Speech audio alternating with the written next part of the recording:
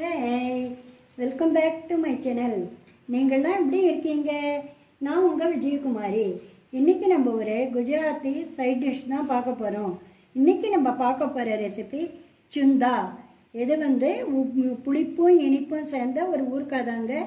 இதை செய்து வச்சுண்டா உங்களுக்கு 1 year நன்னா இருக்கும் கெடாமல். இதை ஃப்ரிட்ஜில் வச்சுங்க ஸ்டோர் பண்ணி. இது சப்பாத்தி, பூரி, பரோட்டா, தேப்லாவோட ரொம்ப நல்லா இருக்கும். இது பசங்களுக்கும் கொடுத்தா ரொம்ப நல்லா சாப்பிடுவா. இப்போ எப்படி பண்ணுறது பண்ணி ஒரு பாண்ட்லி வச்சுருக்கேன்.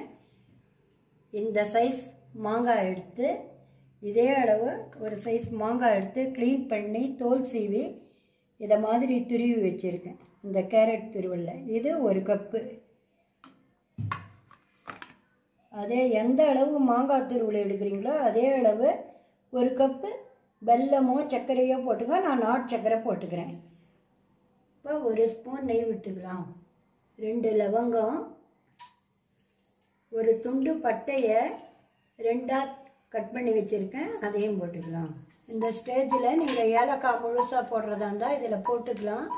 நான் ஏலக்காய் பவுடர் இதில் இந்த துருவிய 1 கப் மாங்காய் துருவில் இதில் போட்டுடலாம். அதில் 1 கப் நாட்டு சர்க்கரை. நீங்கள் வெல்லம் வேணுன்னா வெல்லம் போட்டுங்க. எவ்வளோ மாங்காய் எடுக்கிறீங்களோ திருவண்ண மாங்காய் அந்த அளவு நாட்டு சர்க்கரை போடணும். இப்போ இதை நல்லா வதக்கிக்கணும். ஒரு 2-3 நிமிஷம் வதக்கணும். இப்போ 2 நிமிஷம் வதக்கியாச்சு. இதில் ஒரு 1/2 ஸ்பூன் ஏலக்காய் பொடி, ஒரு சிட்டிகை சால்ட்டு, இதெல்லாம் போட்டு நல்லா மிக்ஸ் பண்ணி விட்டுடணும். 1 ஸ்பூன் சில்லி பவுடர், இதெல்லாம் போட்டு நல்லா மிக்ஸ் பண்ணி விட்டுடணும்.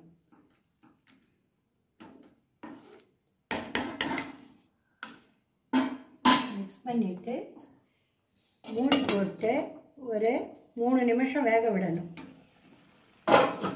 இதை பாருங்கள், இந்த ஸ்டேஜில் நீங்கள் கேஸை ஆஃப் பண்ணிவிடுங்க. இன்னும் திக்காலாம் டைட்டாக ஆகிடும்.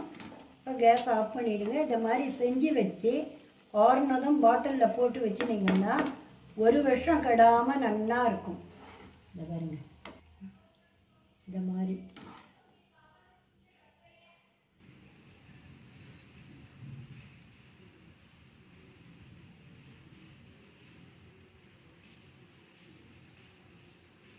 சுவையான சுண்டா ரெடி.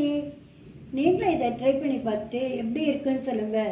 ஒரே ஒரு மாங்காயில் பாருங்கள் 1 பாட்டில் சுண்டா வந்திருக்கு. இதை நீங்கள் செய்து ஃப்ரிட்ஜில் ஸ்டோர் பண்ணி வச்சுட்டிங்கன்னா 1 year கெடாமல் இருக்கும். இப்போ நான் சுட சுட சப்பாத்தியோட இதை சர்வ் பண்ணுறேன். இதை பாருங்க, இப்படி சப்பாத்தியில் போட்டு சாப்பிட்டா, பசங்களுக்கும் கொடுத்தா, நீங்களும் சாப்பிட்டா சூப்பராக இருக்குங்க. இது சப்பாத்தி, ப்ரெட்டு, தேப்லா, பரோட்டா இதோட ரொம்ப நல்லா இருக்குங்க தொட்டுன்னு சாப்பிட்றதுக்கு. நீங்களும் இதை ட்ரை பண்ணி பார்த்துட்டு எப்படி இருக்குன்னு சொல்லுங்கள். நீங்கள் ஃபஸ்ட் டைம் பார்க்குறவாளாக இருந்தால் மறக்காமல் சப்ஸ்கிரைப் பண்ணுங்கள். தேங்க்யூ.